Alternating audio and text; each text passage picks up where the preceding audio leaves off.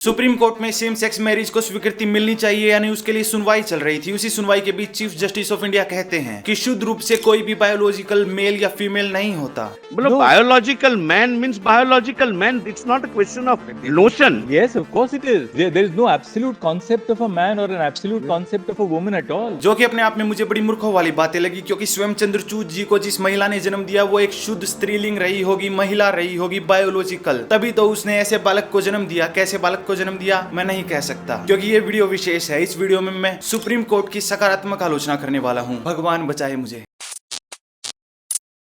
Chief justice of India Chandrachud ji पूरी महिला श्रेणी के अस्तित्व को ही मिट्टी में मिलाने में लगे हुए हैं, ये कह के कि बायोलॉजिकल महिला जैसा तो कुछ होता ही नहीं। जो वो कहना चाहते हैं वो ये है कि ये तो केवल एक आइडेंटिटी है चादर की जैसी, जिसको कोई भी ओढ़ सकता है, जो चाहे, जो भी अपने आप को चाहे आइडेंटिफाई करना एक महिला के रूप में, वो महिला बन जाएगा। क्या ये अपने आप में सारी महिलाओं का अपमान नहीं है कि तुम महिलाओं के बायोलॉजिकल ढांचे को ही नकार रहे हो कि ऐसा कुछ होता ही नहीं? तो महिलाओं का वर्षों का संघर्ष ताकि वो समानता तक पहुंच सके, वो सब निरर्थक है, क्योंकि महिला जैसा तो कुछ था ही नहीं। There is no greater expression of hatred and hostility towards women than to try to erase our existence as a category of people and to minimize us to being a construct of anyone's imagination.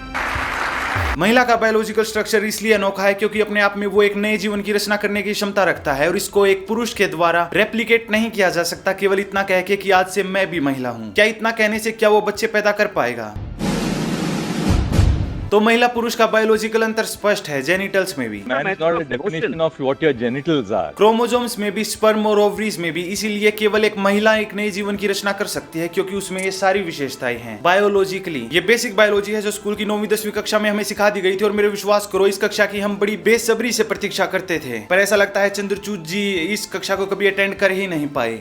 Contempt का case, Hanuman ज्ञान गुण सागर। Biologically, man cannot produce an egg. Biologically, a woman cannot produce sperm. और चंद्रचूड जी यदि मैं गलत हूँ, यदि मुझे बेसिक बायोलॉजी की भी कोई जानकारी नहीं है, तो प्रभु कृपया आप एक बच्चे को तुरंत में जन्म दे सकते हैं? क्या आप एक बच्चे को फेंक के मार सकते हैं इस संसार में जैसे ट्यूबवेल शुरू होते इसमें पानी फेंक के मारता है? कंटेम्प्ट केस ना है प्रभु बस। और यदि आप ऐसा नहीं कर सकते तो प्रभु स्वीकार कीजिए कि आपकी बेसिक बायोलॉजी उस प्रकार डिजाइन नहीं है, आपके शरीर में वो सारी प्रणाली उपलब्ध नहीं है जो आपको अनुमति देती है एक बायोलॉजिकल मदर बनने के लिए। मैम मेरा एक क्वेश्चन है, मैम अभी जो पढ़ा रहे हो ना XX क्रोमोसोम्स फीमेल और XY क्रोमोसोम्स मेल, मैम ये क्यों आप मेल फीमेल कर रहे हो? आपने CGI का स्टेटमेंट नहीं पढ़ा? क्यों आप झूठी इन्फॉर्मेशन बच्चों को दे रहे हो कि XX से XY ये सब क्या होता है? ये XX कुछ नहीं होता। सर मारो मत सर, नहीं घुसूंगा अगली बार से वुमेन टॉयलेट में। मेरा मानना है कि यहाँ पे CGI चंद्रचूड हो या फिर दूसरे जजेस जो इन्हें अच्छे से पता है कि एब्सोल्यूट रूप से मेल और फीमेल में क्या अंतर होता है, पर ये पूरी न्यायपालिका आज के दिन मानसिक रूप से ग्रस्त हो चुकी है, मानसिक रूप से गुलाम हो चुकी है। The judicial system is broke. ऐसा प्रतीत होता है कि न्यायपालिका 1947 के बाद भी कभी स्वतंत्र नहीं हुई। सुप्रीम कोर्ट, हाई कोर्ट में किसी के एक बार बाबा, चाचा, पापा जज बन गए तो उनकी पीढ़ियां भी आगे जज बनती रहेंगी। इसे कॉलेजियम सिस्टम कहते हैं। System where judges appoint judges needs a serious overhaul. Around 50% of high court judges and 33% of Supreme Court judges are related to senior judicial members. Only 250 families have ever sent judges to the Supreme Court. आज के दिन भी न्यायपालिका और उससे जुड़े जितने भी मनुष्य हैं वो ब्राउन कुली की भूमिका में हैं, जो अपने गोरे मालिक को खुश करना चाहते हैं, उसके जैसा ही सोचना चाहते हैं, केवल इस आशा में कि उनका गोरा मालिक खुश हो जाए और उन्हें शाबाशी दे दे। Your case is already over. I have called the next case. नहीं तो बिना सुने हुए हुजूर आगे बढ़ने का नियम नहीं है। इस तरह से मतलब आज से हिंदी में नहीं हो रहा। आज भी पटना हाई कोर्ट में सब न्यायमूर्ति सुन रहे हैं। अब हुजूर कह रहे हैं कि अंग्रेजी अनुवाद आप ही दीजिए, ये तो न्याय संगत बात हम बोल रहे हैं। हम अंग्रेजी नहीं जानते हैं, हमसे अंग्रेजी अनुवाद हुजूर मांग रहे हैं। Call next case. और अंग्रेज ये बात बड़े गर्व से कहा करते थे कि हम भारतीयों की एक ऐसी ब्रीड तैयार कर देंगे जो बाल में, खाल में, दिखने में तो भारतीय होगी, पर खान पान में, पहनावे में, सोचने में, रिलीजन में, आइडियोलॉजिकल थिंकिंग में हर प्रकार से वो अपने आप को गोरा समझेगी, हर प्रकार से वो अपने आप को अंग्रेज समझेगी। तो हम गोरे अंग्रेज भारत में उपस्थित हो या ना हो, हमारे नीचे काम करने वाली ये ब्राउन कुली सदा उपस्थित रहेंगे जो हमारे जैसा ही सोचेंगे। हमारे ही काम को ये लोग आगे बढ़ाएंगे और इसमें बड़ा गर्व करेंगे। हुजूर भारतीय संविधान का अनुच्छेद 343 से 351 देश की भाषा हिंदी को आगे बढ़ाने के लिए कहता है और अंग्रेजों की भाषा अंग्रेजी को पीछे करने के लिए कहता है। फुल बेंच भी यही कहता है। Don't give lecture here. और यहीं पे तुम्हें ऐसा लगने लगता है कि न्यायपालिका से जुड़े जजेस अपने आप को भारतीय समझते नहीं बल्कि वो एक अंग्रेज समझते हैं और अंग्रेजों की जितनी भी प्रणालियां हैं उनको सेम टू सेम भारत के भीतर स्थापित करना चाहते हैं। भारतीयों के भीतर critical race theory, gender identities को भर देना चाहते हैं ताकि भारतीय भी एक दिन उसी क्रिंजी अंग्रेजी में बात कर सके और अंग्रेजों के जैसा सोच सके। ऐसा लगता है कि वो दिन देखना इन जजेस के लिए बड़ी उपलब्धि होगी, लेकिन भारत के लिए बहुत बुरा दिन होगा क्योंकि भारत उस दिन पहले से कहीं अधिक विभाजित हो चुका होगा आइडेंटिटीज के नाम पे। इस व्यवस्था में भारत और भारत से जुड़ी तुम्हारी सारी पहचानें समाप्त हो चुकी होंगी और तुम केवल एक अमेरिका की कॉलोनी बन के रह जाओगे। तुम अमेरिका के जैसे ही अधिक विभाजित हो चुके होंगे और जेंडर आइडेंटिटीज के नाम पे लड़ रहे होंगे, जहाँ पे तुम्हें बताया जा रहा होगा कि बायोलॉजिकल स्त्रीलिंग पुलिंग जैसा कुछ नहीं होता। तुम्हें बस खुद को आइडेंटिफाई करना है कि तुम अपने आप को क्या बताते हो, महिला बताते हो, पुरुष बताते हो, या भेड़िया बताते हो, या कुत्ता बताते हो। और ये अंतिम दो चीजें मैंने हास्य में नहीं कही हैं, यही आज के दिन अमेरिका में हो रहा है। I am a 27-year-old transgender woman. I am a Wolftherian and a member of the furry fandom. पर मैं इस विषय को केवल जेंडर तक सीमित रखना चाहूंगा ताकि मैं तुम्हें दिखा सकूं कि ये कंसेप्ट अपने आप में कितना खतरनाक है, जिसमें तुम कहते हो कि जेंडर जैसा कुछ नहीं होता बायोलॉजिकली। कोई भी अपने आप को किसी भी जेंडर में आइडेंटिफाई कर सकता है। Just imagine, you find a biological man's genome on the crime scene, but the judge says there's no such thing as an absolute biological man, and so a man could not have committed a crime. Bharat देश में बहुत सारे कानून विशेषकर महिला और पुरुष के लिए बनाए गए हैं। ये स्टेटमेंट उन सभी कानूनों को संकट में डाल देती है। सोच के देखो, रेप, पेडोफिलिया, पर्सनल लॉज या फिर सामान्य डाइवोर्स केसेस, सब में यदि कोई भी अपने आप को महिला बता सके, कोई भी अपने आप को पुरुष बता सके, चाहे वो बायोलॉजिकली स्त्रीलिंग हो या पुल्लिंग हो, यदि वो अपने आप को कुछ भी बता सके तो इसके क्या बुरे परिणाम होंगे। यही बात तुषार मेहता सीजीआई को समझाने का प्रयास करते हैं कि भिन्न लिंगों के लिए भिन्न कानून बने हुए हैं, भिन्न प्रावधान बने हुए हैं। For man, irrespective of other attributes than the genitals, there are separate age limits prescribed. But what are we doing? जिसके उत्तर में सीजीआई तस से मस नहीं हो रहे, वो अपनी बात पे टिके हुए हैं कि कानून चाहे कुछ भी कहे, चाहे वो स्त्रीलिंग पुल्लिंग की कितनी भी बात करता रहे, लेकिन स्त्रीलिंग पुल्लिंग कुछ भी स्थापित नहीं है, कुछ भी शुद्ध नहीं है। वो इस बात पे निर्भर करते हैं कि कौन अपने आप को क्या आइडेंटिफाई करता है, बायोलॉजिकली नहीं निर्भर करते। Even when the Special Marriage Act says man and woman, the very notion of a man and a notion of a woman is not an absolute. इसके उत्तर में मेहता जी सीजीआई को समझाने का प्रयास कर रहे हैं कि जो आप बोल रहे हैं कि कोई भी अपने आप को कुछ भी आइडेंटिफाई कर सकता है, चाहे वो बायोलॉजिकली मेल हो या फीमेल हो, इसका अर्थ होगा कि भारत के बहुत सारे कानून निरर्थक हो जाएंगे और क्रिमिनल लॉ, जिसमें बहुत अधिक निर्भर करता है कि तुम्हारी पहचान क्या है। बहुत सारे कानून ऐसे हैं जिन पे आज भी डिबेट होती है कि वो पक्षपात करते हैं लिंग में, तो फिर क्या होगा उन्हीं कानूनों का जब प्रयोग किया जाएगा और तुम अपने आप को कुछ भी आइडेंटिफाई कर पाओगे, मेल या फीमेल, जो तुम्हारा मन करे। जिस व्यवस्था को सीजीआई चाहते हैं उसका भविष्य क्या है मैं तुम्हें बता देता हूँ। कोई पुरुष बलात्कारी बलात्कार भी करेगा, बलात्कार करने के बाद अपने आप को महिला भी बता देगा तो उसे दूसरी महिलाओं वाली जेल में ही डाल दिया जाएगा, जहाँ पे वो पहले से ही सोच के चल रहा है कि उसे और अधिक महिलाओं का बलात्कार करने को मिलेगा, क्योंकि वो तो स्वयं महिलाओं की जेल में है, एकमात्र पुरुष जिसे बलात्कार करना अच्छा लगता है। और यदि तुम सोचते हो कि ये पागलपन है, ऐसा पागलपन तो कभी नहीं होगा, तो मैं तुम्हें बता दूं पश्चिमी देशों में ये पहले से ही हो रहा है। Isla Bryson began his transition to become a woman after being found guilty of 2 rapes as a man. Currently being held in a segregated unit in Stirling Women's Prison, it will be up to officials which gendered prison he will be incarcerated at. यही पागलपन भारत की भी प्रतीक्षा कर रहा है। भविष्य में भारत में भी बलात्कारी होंगे, अपने आप को लड़की के रूप में आइडेंटिफाई करेंगे और लड़कियों की ही जेल में जाएंगे, यदि इस पागलपन को समय रहते रोका नहीं जाता। ये पुरुष जो महिलाओं के बलात्कार करते हैं, बाद में अपने आप को स्वयं एक महिला के रूप में परिभाषित कर लेते हैं। आंकड़े तुम्हें बताएंगे कि ये स्वयं एक महिला कहलाएंगे। आंकड़ों में लिखा आएगा कि ये तो महिलाएं थी जिन्होंने रेप किए, पुरुषों ने नहीं किए, तो आंकड़े का भी कोई अर्थ नहीं रहेगा, क्योंकि आंकड़े हर समय झूठ बताएंगे। और ध्यान रहे, आंकड़े स्टैटिस्टिक्स, इन्हीं के आधार पर देशों में कानून बनते हैं, बड़ी व्यवस्थाएं बनती हैं। प्राइवेट संस्थाओं से लेकर गवर्नमेंट तक सभी आंकड़ों का प्रयोग करते हैं अपनी भविष्य की नीतियों को स्थापित करने के लिए।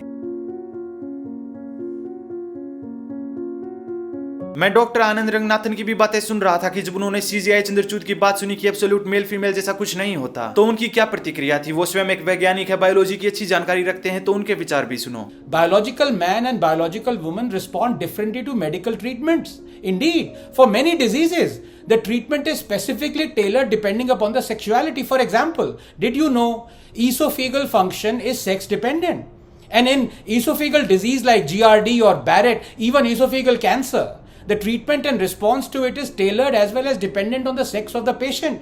You can't treat a biological man like you would treat a biological woman even if the former identified himself as a woman. केवल मेडिसिन में ही नहीं बल्कि स्पोर्ट्स में भी तुम देख रहे हो कि पश्चिमी देशों में पुरुष अपने आप को महिला के रूप में परिभाषित करते हैं, उसके बाद इन स्पोर्ट्स में अनगिनत मेडल्स ले जाते हैं। वो इस टूटे हुए सिस्टम का प्रयोग करते हैं। उन्हें पता है कि कोई कुछ नहीं कहेगा, वो अपने आप को किसी भी रूप में परिभाषित कर सकते हैं जहां भी उन्हें अपना लाभ दिख रहा हो। और अंत में इसके सबसे बुरे परिणाम तो सामाजिक होंगे। इसके लिए भी मैं तुम्हें पश्चिमी देशों के अनगिनत जीवंत उदाहरण बता सकता हूँ कि वर्षों पहले उन्होंने यही व्यवस्था स्थापित की जहाँ पे मेल फीमेल जैसा कुछ नहीं होता था, कोई अपने आप को कुछ भी आइडेंटिफाई कर सकता था। तो वर्षों बाद उन्हें क्या परिणाम देखने को मिले, मैं तुम्हें सीधे सरल उदाहरण से समझाता हूँ। ये एक माँ है जिसकी बेटिया है संभवतः जो सार्वजनिक टॉयलेट का प्रयोग करती है, जिसके भीतर जाके वो मूत्र त्याग मल त्याग करती है। शौचालय वो प्राइवेट स्पेस है जिसको महिला और पुरुष के भीतर स्पष्ट विभाजित कर रखा है ताकि पुरुष कभी भी महिलाओं के टॉयलेट में ना घुसे, उनके प्राइवेट स्पेस में ना घुसे, कभी उनको नंगा ना देखे, कभी उनका शोषण ना करें। पर पश्चिमी देशों में कोई भी पुरुष या महिला अपने आप को किसी भी जेंडर में आइडेंटिफाई कर सकता है। तो इसके परिणाम तुम्हें दिखते हैं। ये एक माँ है जिसकी बेटी टॉयलेट प्रयोग करती है, वो देखती है कि इसके सामने एक पुरुष आता है, बार बार इसी टॉयलेट में घुसता है। ये इस माँ के सामने एक पुरुष है जो अपने आप को एक वुमन के रूप में आइडेंटिफाई करता है और वुमेन्स टॉयलेट का और वुमेन स्पेसेस का प्रयोग करता है।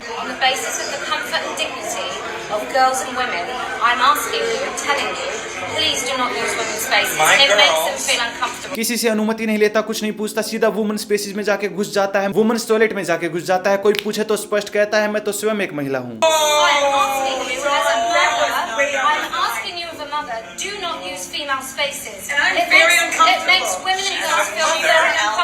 यह महिला पुलिस को भी नहीं बुला सकती जब इसकी बेटी के टॉयलेट में ये एक बायोलॉजिकल मेल घुस जाता है बिना अनुमति के। इसलिए ये माँ दुखी होकर इस बायोलॉजिकल मेल से विनती कर रही है कि कृपया हमारी बेटी जब टॉयलेट में जाए तो आप उसके पीछे टॉयलेट में मत घुसिए, आप एक बायोलॉजिकल मेल हैं। और जब आप लड़कियों के टॉयलेट में घुस जाते हैं तो लड़कियों को सेफ बिल्कुल भी फील नहीं होता।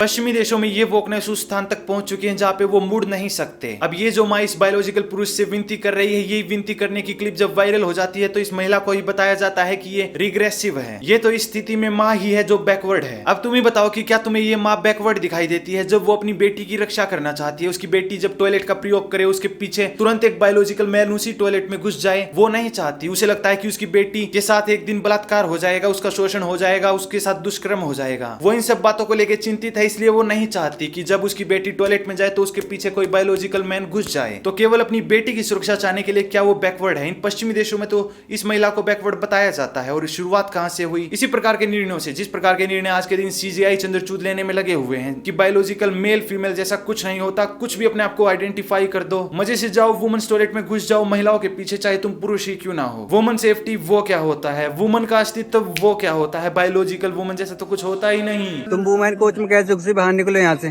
सर ये वुमेन कोच क्या होता है? आपने चीफ जस्टिस ऑफ इंडिया का स्टेटमेंट नहीं पढ़ा कि वुमेन और मैन कोई कॉन्सेप्ट नहीं है? तो वुमेन कोच क्या हुआ मतलब? बाहर निकले यहाँ से। अंत निष्कर्ष यही है कि सीजीआई चंद्रचूड यहाँ पे केवल बायोलॉजी की हत्या नहीं कर रहे बल्कि महिला अस्तित्व, अधिकार और अपने आप में न्यायपालिका में से न्याय की हत्या कर रहे हैं। और न्याय के बिना ये केवल पालिका बच जाएगी जिसपे कोई विश्वास नहीं करेगा, विशेषकर वो महिलाएं जिनके बायोलॉजिकल अस्तित्व को ही ये न्यायपालिका ठुकरा देती है कि ऐसा तो कुछ होता ही नहीं। ये सारे बुरे उदाहरण जो मैंने तुम्हें पश्चिमी देशों से बताए, मैं नहीं चाहता ये हमें भारत में देखने को मिले। यदि तुम मेरी बातों से सहमत हो, यदि तुम भी इसी पागलपन को, इसी कैंसर को रोकना चाहते हो तो मेरा विश्वास करो यही समय है। क्योंकि एक बार ये कैंसर आगे बढ़ गया तो वापस मुड़ा नहीं जा सकता। वापस मुड़ने का तुम प्रयास भी करोगे तो तुम ही रिग्रेसिव कहलाओगे, तुम ही बैकवर्ड कहलाओगे। तो यही समय है, न्यायपालिका हो, सरकार हो, सभी से विनती करो कि वो इस पागलपन में आगे ना बढ़े, बायोलॉजी को बायोलॉजी ही रहने दें, अपने ओपिनियन उस पर ना थोपें, विशेषकर महिलाओं का बायोलॉजिकल अस्तित्व भी अपने आप में ना मिटाएं। ठीक है, यदि तुम इस वीडियो से सहमत हो, यदि तुम्हें वीडियो पसंद आई तो इस वीडियो को लाइक करो, शेयर करो, इस चैनल को सब्सक्राइब करो। ये चैनल बहुत छोटा है, इस चैनल को ग्रो करना इतना सरल काम नहीं है। शुरुआत में YouTube भी इन वीडियोस को रेकमेंड नहीं करता, तो मेरी विनती है कि जोन सी भी इस चैनल पे तुम्हें वीडियोस अच्छी लगे, इन वीडियोस को शेयर किया करो, इसके सिवाय लाइक किया करो। तुम मुझे सोशल मीडिया पे भी फॉलो कर सकते हो, सबके लिंक तुम्हें डिस्क्रिप्शन में मिल जाएंगे। धन्यवाद।